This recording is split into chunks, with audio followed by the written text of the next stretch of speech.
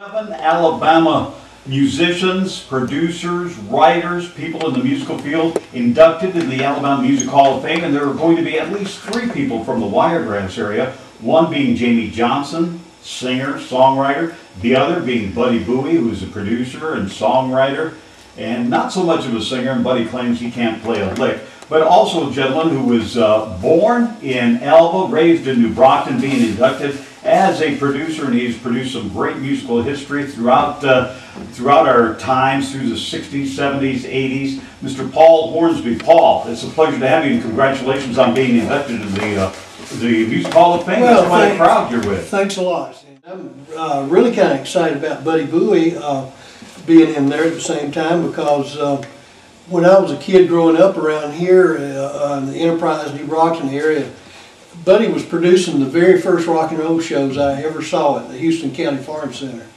And that's not to make him sound a lot older than me, because I was a teenager then, but he was also a teenager when he was producing all these shows. Yeah, Buddy got going early, bringing in Roy Orbison, and of course him and his buddy John Rainey Atkins, getting things going musically.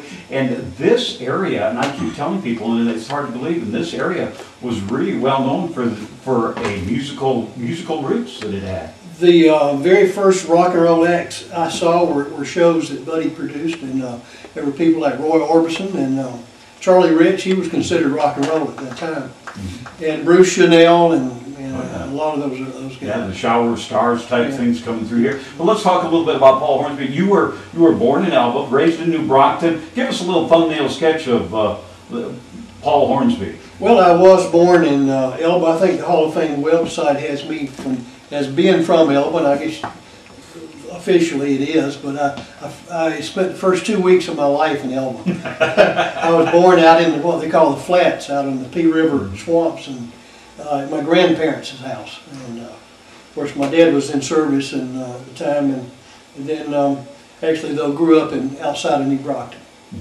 Okay, how about music? When did that come into your life? Were you from a musical family? Actually, music was in my life before I was born. I probably heard it when I was in the womb. My dad was an old-time fiddle player, one of the pioneers. Oh, wow.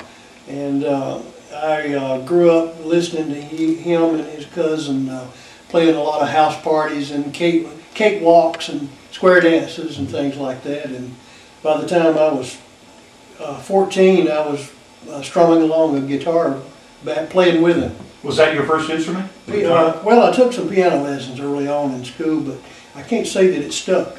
And you know, most little kids, they'd rather be out playing baseball or something than practicing piano lessons. And that's the way it was with me. And I never took playing seriously until I was 14. And I think maybe I thought girls might notice me if I played guitar. Yeah, guitar, yeah. So that might have been the real inspiration behind my music career.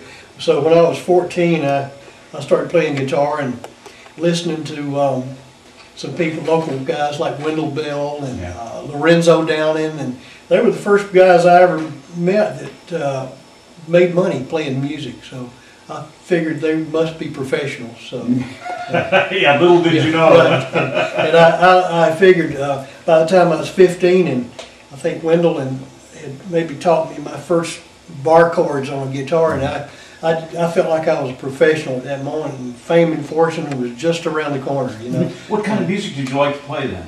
I played, of course, my dad played old-time fiddle music, country music, and I didn't know there was anything else until I started again seeing some of those shows that I spoke about earlier. And I went off to, as soon as I left high school, I went to the University of Alabama and got to seeing a lot of black rock and roll acts, you know, and I had never been exposed to that kind of music, R&B and blues acts, you know, like Slim Harpo and Jimmy Reed. And I had never been exposed to that, and so that was a new deal. Did you get to see Slim Harpo? Have you ever seen him? Yep. Wow, one of my favorites. Yeah, and there was a lot of these acts would play fraternity parties up there, and I was never in a fraternity, but I learned early on you could crash these parties and nobody knew who was fraternity guys or not, and I just went to hear the bands.